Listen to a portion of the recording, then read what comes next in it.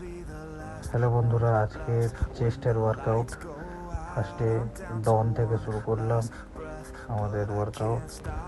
ডন মারার পর আমরা সব সব করলাম 10 থেকে 12 রেপস, 3 সেট।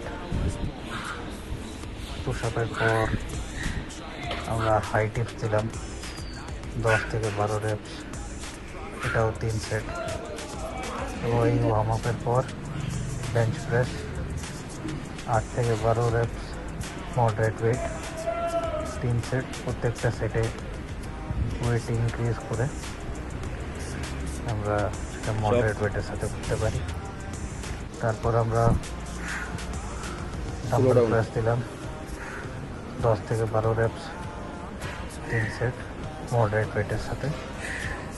তারপর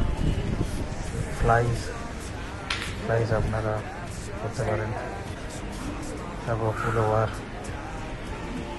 পুল ওভার অবশ্যই আমাদের নিজের রুটিনে রাখা উচিত। পুল ওভার করবেন। তারপর চেস্টের সাথে একটু ট্রাইসেপও মারা যেতে পারে, আপনারা ট্রাইসেপ এক্সারসাইজও করবেন। আজকে এইভাবে চেস্ট আর ট্রাইসেপ সমাপ্ত। ধন্যবাদ।